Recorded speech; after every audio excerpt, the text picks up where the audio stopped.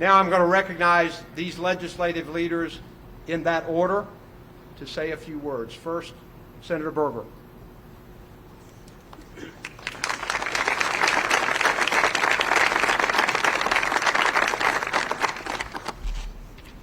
Thank you, Governor.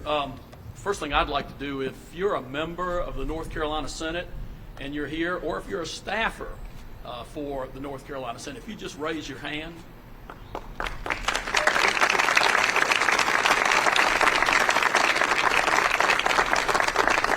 I'm sure the Speaker will recognize the House folks, so don't feel left out. Because, you know, these are the folks that made sure not only that we got this done, but that we got it done right.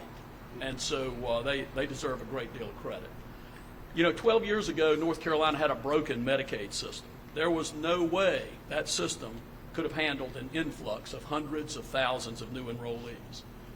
We in the legislature undertook transforming the program from a fee-for-service model to a managed care model.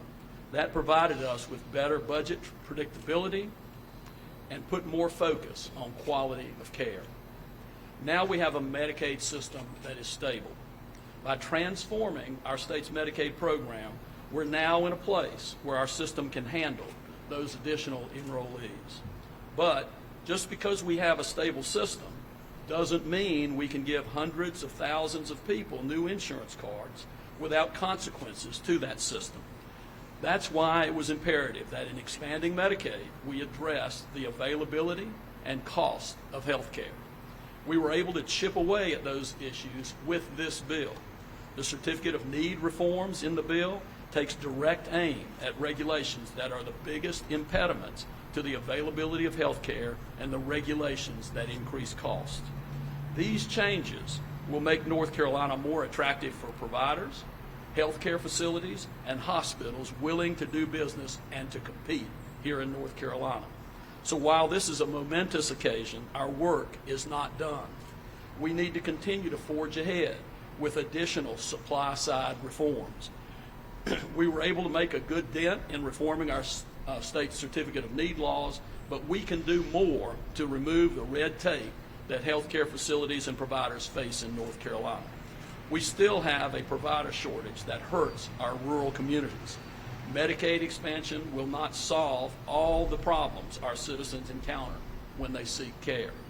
But if we see this as an opportunity to further chip away at archaic rules that prevent our citizens from accessing care, we can enhance real and measurable access to health care here in North Carolina. I look forward to continuing to work to remove those barriers to care. Again, I want to thank you, Governor, thank you, and legislators and legislative staff. Thank you so much.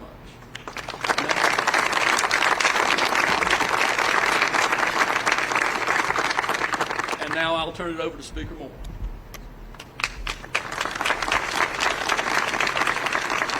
Good afternoon. Well, it's an honor to be here today, and it is especially exciting to see so many of my colleagues here. I would say if you're a member of the House, please raise your hand as well. Got a few of them, and it's the House staff as well. You know, this has been a long day coming, but it's been one as a result of a lot of reforms that Senator Berger mentioned about earlier, where we changed the way Medicaid was funded in North Carolina to go from a fee-for-service to outcomes-based, and it has saved hundreds of millions of dollars all these years. It's allowed us to be in the position that we're in today to be able to expand this coverage. But you know, this is only one part of access to health care, Governor. We all know this. You know, we talk about access to health care in terms of who's going to pay. We have areas of our state that still are underserved in terms of if you have a medical emergency, will you make it to the hospital in time? Can you get access to those providers you need? We know there's a significant shortage when it comes to behavioral health, and we see that all the way through the system affecting education, jobs, the criminal justice process. We know this is going to absolutely be an amazing opportunity to make great strides in that direction. The amount of money that's going to come in through the hospitals, through HASP, to put more money into direct care, to provide services to rural areas, is something that will be of a generational impact. As we work through this process, I do have to give a shout out to, I know there are folks here who are providers, folks from the hospitals, a number of stakeholders who've been involved. Thank you for the tireless efforts you all have made over these last few months. We got really close last year, and we realized that we probably weren't quite there, but we could get there this year. And I'm very fortunate that we're here on a nice spring day with the dogwoods blooming to be able to see this sign. So, Governor, thanks for having us today, and congratulations.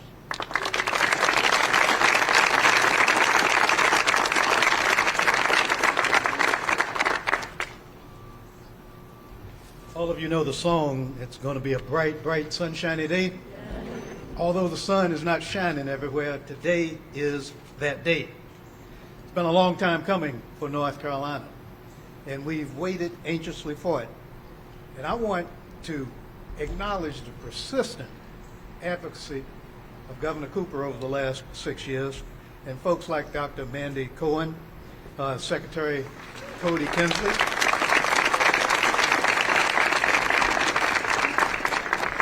and the Republican leaders who've worked tirelessly to see Medicaid expansion come across the finish line. Lawmakers may be divided on some issues, but we accomplish more for North Carolina and its people when we work together.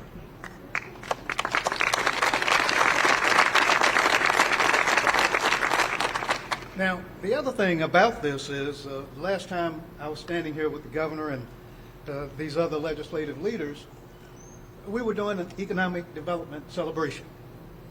And I submit to you today that this is probably the biggest economic and jobs announcement that this state has ever seen.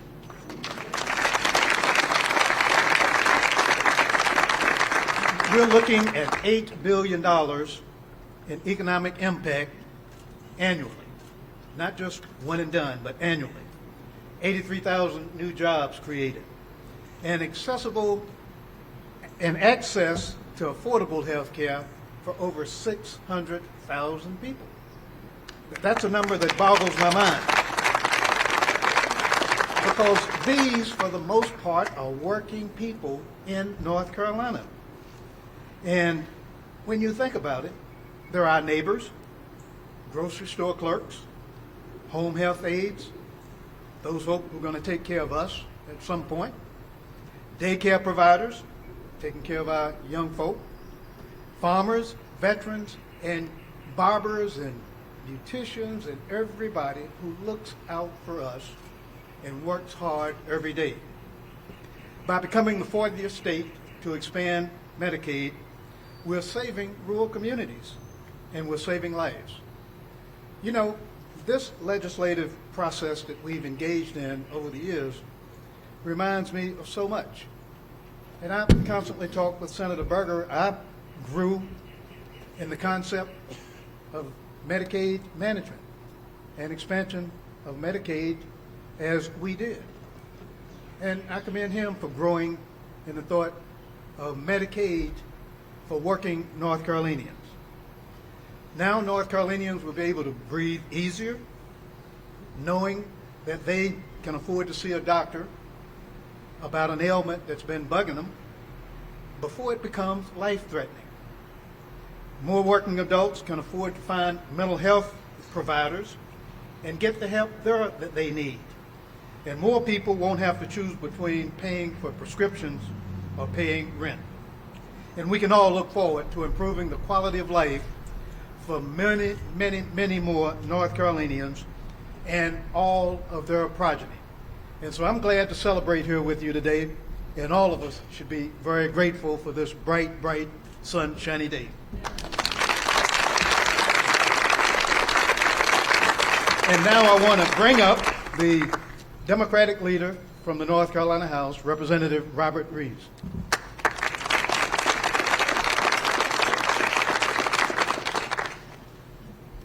Good afternoon, everyone.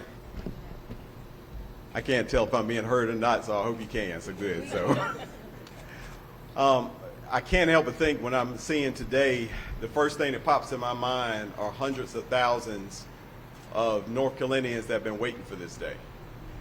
I think of the legislators and advocates that started this fight years ago because it was so personal to them. If you've grown up in North Carolina, you've either grown up in a rural community or been touched by a rural community. And I think about all of those family members whose lives will now be saved. I think about all of the friends and family who not only don't have to choose between paying for groceries, paying for a child, and going to the doctor, but who just have the comfort of knowing that if there's some ailment going on, they can go find out. Because there's nothing more frightening than sitting with what you think is a little cough, what you think is a little issue, but being scared to death, not knowing what it is, and now knowing they can go. I think about the people who are now going to be able to go to emergency rooms and the doctors and the nurses and the assistants that are working there who can handle the actual emergencies because they're not having to tend to people who have nowhere else to go. I think about the fact that this is another sign that tells us who we are as North Carolinians, that our people matter over everything else. No matter what we do, no matter how much money we bring in, no matter what's going on, that what matters is we have the healthiest, happiest citizens that we can have. And I am thankful, Governor, for your tireless work, because it's work. The easy thing to do is to back away on issues like this. The easy thing to do is say, to test political wins, to look around and just say, well, I'm not real sure where this is going to go. The hard thing to do is to stick to that work knowing it's the right thing to do. And I commend you, Governor, for your stick-to-itiveness. I commend all of our legislative leaders, all of our legislators, all of those legislators who are no longer here that worked and cared. We appreciate you. And I ultimately think of one thing in particular, now that I'm standing here, is that 4 years ago, whenever I was blessed enough to have the opportunity to lead the House Democratic Caucus, the thought of being on this lawn this many times with these Republican and Democratic leaders and our governor was outlandish. And now we have done it numerous times. And I would reiterate what Leader Blue said, when we work together, when we forget our politics, when we forget about all the other things that can get in our way and we think about what's the thing that helps our people, we do great things together.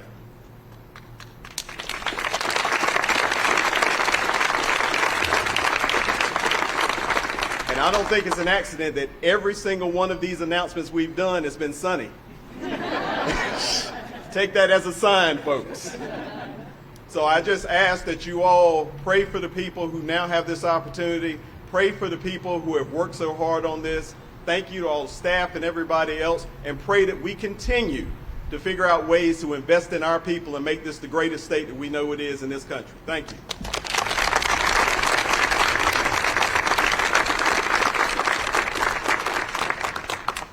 There are many tireless Medicaid expansion advocates out here today, but I'm going to introduce one of them to you, who is the owner and operator of Little Believers Academy Incorporated Child Care Center, Cassandra Brooks. Cassandra?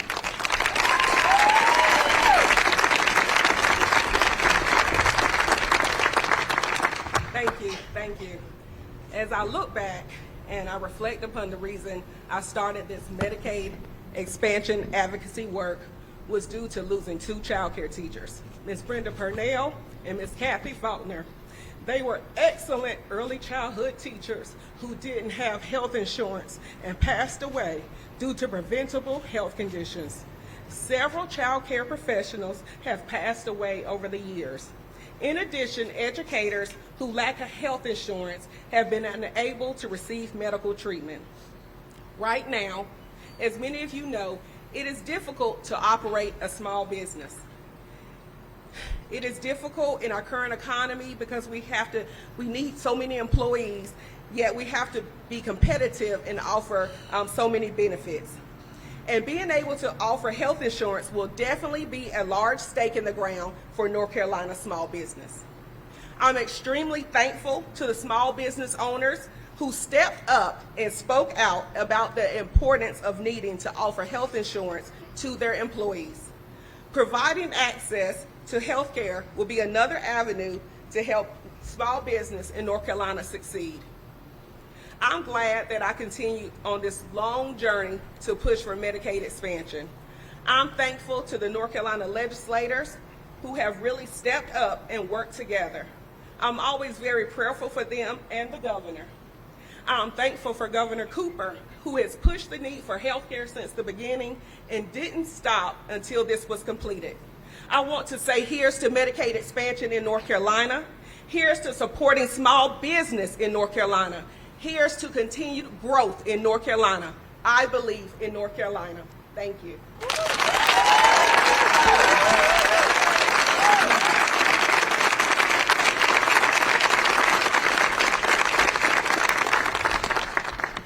There have also been many strong leaders over the years, and too many for me to start naming, and I don't want to start going there, but one of them has been our Secretary of the Department of Health and Human Services, Cody Kinsley.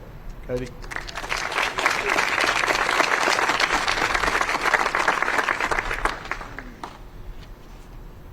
They started it, so I'll start it.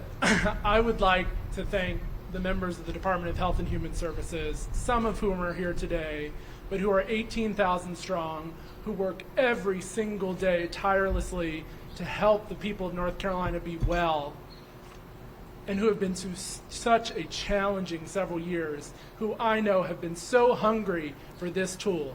Thank you.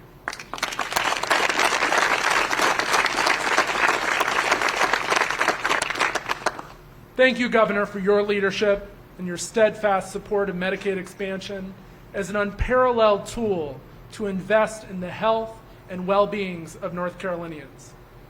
Thank you, Senator Berger, Speaker Moore, Leader Blue, and Leader Reeves, for your leadership and partnership. I have and continue to value the opportunity to work closely with each of you, and know that even in times of difference, through our discourse, we often find common ground. And it's the actual common ground that we stand on today, North Carolina, and doing right and well by our family, friends, and neighbors that is the root of our shared public service. And thank you, Ms. Brooks, for centering us all today on what I know this is really about. The story of two North Carolinians that echo 600,000 other stories. Stories that I know that have inspired all of you gathered here and countless others across North Carolina to action. Stories that clearly ask the question, how can we do better to care for one another? To care for the working parent who has 2 jobs but still can't afford health insurance. To care for those in rural communities who can't afford to drive 60 miles when the risk of death may be minutes ahead. To care for those with mental illness who deserve so much more than being stuck in an emergency department or anywhere else for that matter. Medicaid expansion is an answer to that question.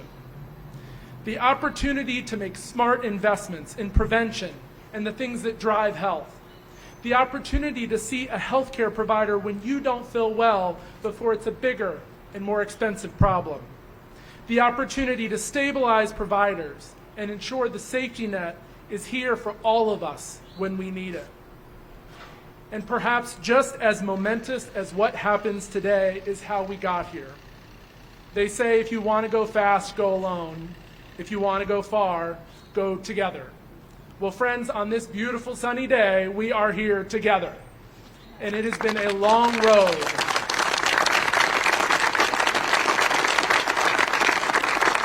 But I am so incredibly confident at the prospects for the health and well-being of North Carolina. If we continue to link arms and continue to tackle hard problems, we will be unstoppable. Thank you.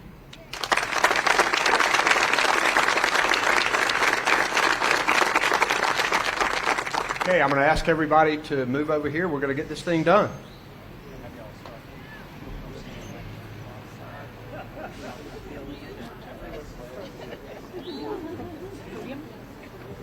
Check.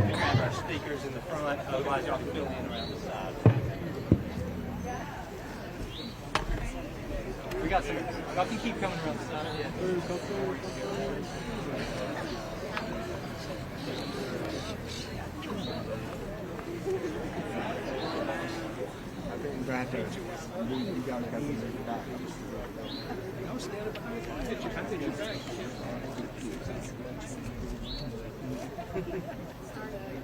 A good crowd back there. Everybody got my back, right?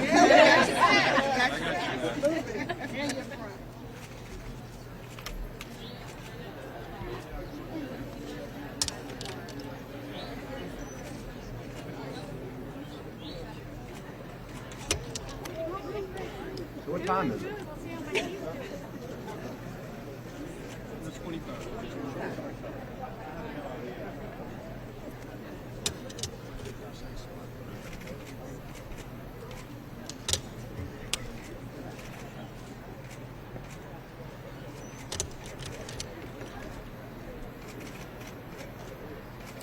It is the 27th, right? 27th. You were exactly right. Using too many pens for this. Let's see, 27th. Day of March.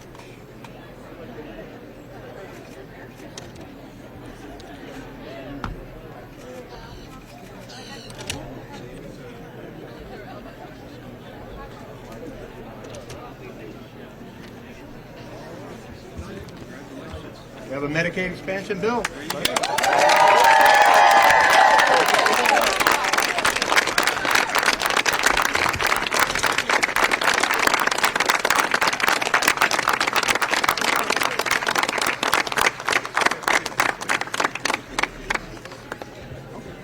Okay, guys, we'll now take a few questions from the podium, and then everybody can hang around and we can have some fun together. We're going to do it from here or do it podium? Let's do it from podium. Let's do the podium. If you don't mind. Let's get back there.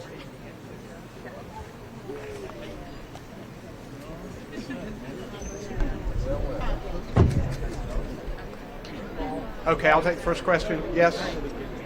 Gary? Gary. You had the bill, the law includes some provisions that you didn't care for, particularly about passing a budget. What are your concerns going forward that, that the budget will be presented to you will be full of things that you don't like? Well, we know the budget is going to be a complicated process anyway, and I feel confident that we can work together to get something that we can agree on. Obviously, I have signed budgets and I've vetoed budgets, and we'll see how this one works. Dawn? Yes. Does that mean since expansion doesn't become law, go into effect until the budget is signed, that, the negotiations will end, the budget will become law before the end of June? I think what's important about this is that we have agreed on how to expand Medicaid, and it's only a question of when and not if. And I think that's where we are right now. We know that this is going to happen. It's just a question of when, and the House and the Senate seem to be excited about going ahead and doing a budget early. So that's good to hear. We'll just see how that goes. Other questions? Yes.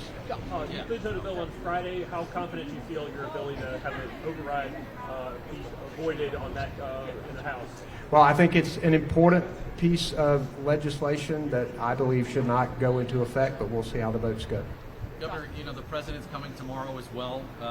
Maybe you could talk about that a little bit and what that says about the semiconductor business here in North Carolina. Well, I know one thing. We have been strong in creating a lot of jobs in North Carolina thanks to the cooperative work of everybody up here. Jobs are coming in droves. And the president has said how important it is for semiconductor and chip manufacturing to happen in the United States with American jobs. And with Wolfspeed, that's what we have in North Carolina. They've agreed to do it right here, and the president's going to come to celebrate that, and a lot of it is because of the CHIPS Act that was passed just this past year. Any other questions? Thank you, guys.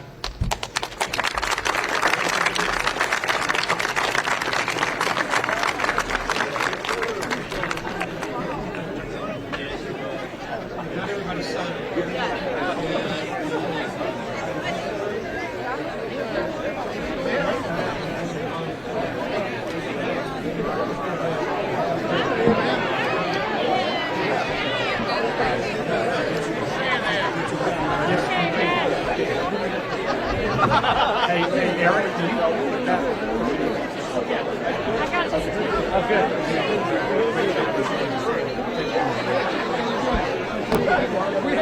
You still got to be doing a little. We do.